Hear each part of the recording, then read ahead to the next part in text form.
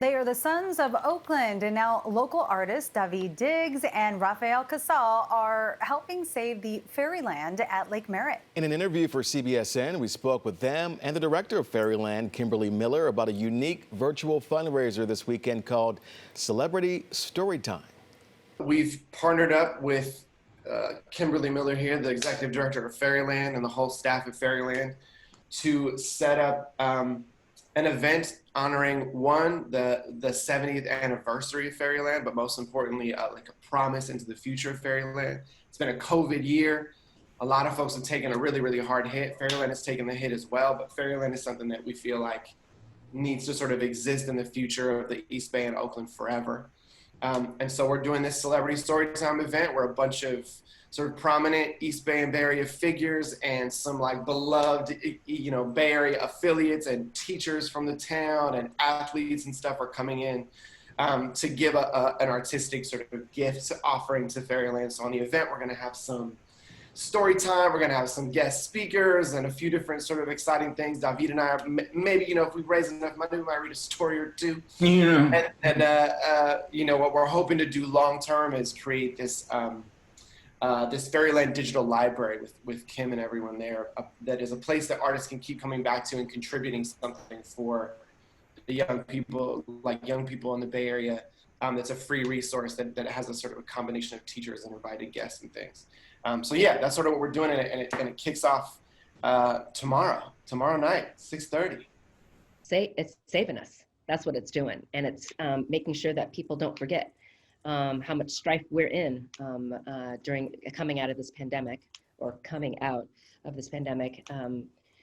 It's been a long 6 months for Fairyland to try to take care of our general animals, take care of 8 acres of property, make sure that our staff are safe. So they came in at the right time to kind of innovate this space with us that we've been thinking about, that before the pandemic, we were trying to really think about what's the next 70 years in terms of what Fairyland's going to do.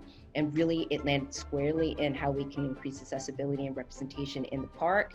And, here we are kicking it off because of Rafael and David just like dedicating their time to, a hometown cause. So everything. I think Fairyland is a place that's so near and dear to the hearts of most of us who grew up around there. And the ripple effects of a place like Fairyland are things that we don't consider all the time. So that even, when Rafael and I asked if there was any way we could help, I didn't know a bunch of the things we've learned since then. I didn't know Fairyland was 70 years old. I didn't know that it was part of the inspiration for Disneyland. I didn't know that several of the Muppet puppeteers came through the program at Fairyland. It actually is like many things East Bay, contributing to a larger cultural context and never really getting the credit for that. You know what I'm saying? Because that's a very Bay Area thing to just do it and not talk about it. And so one of the things that I think we've realized going into the future is that we want to point back at it a little bit and be like, remember, you don't get this without this. And this actually doesn't cost that much, particularly in a place like the Bay Area where there's so much money, but it is not distributed fairly. And so you have to actively offset that a little bit. And this is one of the reasons we're doing this fundraiser, is to point at one of the things that's like, hey, we could actually come together as a community and make sure this place exists forever. And it doesn't have to stretch anybody to their limits, and look at all that can come out of it, including this digital library that's a resource that will be a resource for teachers, and a place that folks all over the world can look to and say, hey, here's a great collection of diverse stories for kids. And also just a little reminder at the top, by the way, Fairyland did this. I think a running philosophy through everything that we do, obviously one sort of, again, we always sort of reach back and stem from the Bay simultaneously, right?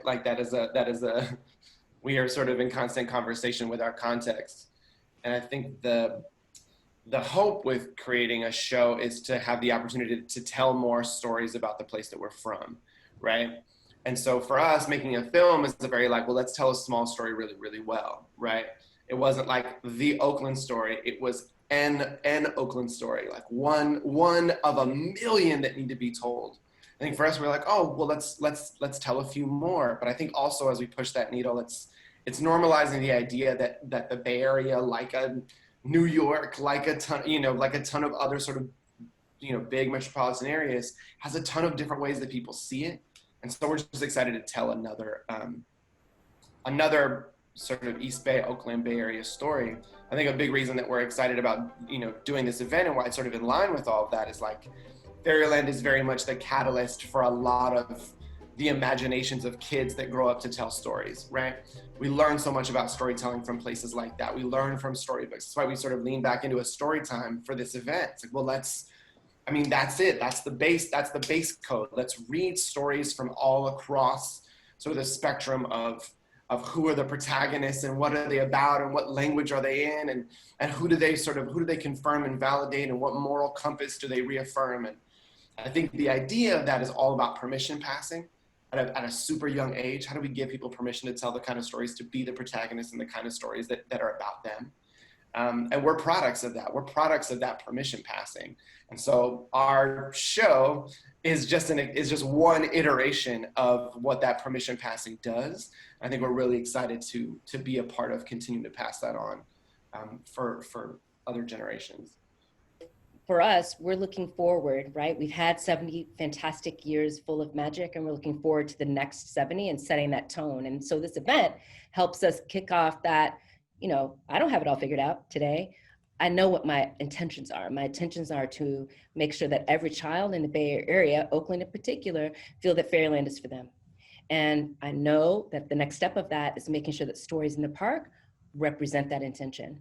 And so taking those steps in near and long term to have that diversity mix within our sets in the park, in our puppet shows, in our performances, so that kids, when they come here, not only are they having a magical time because it's a magical place where you can be safe, but also because the stories we tell resonate.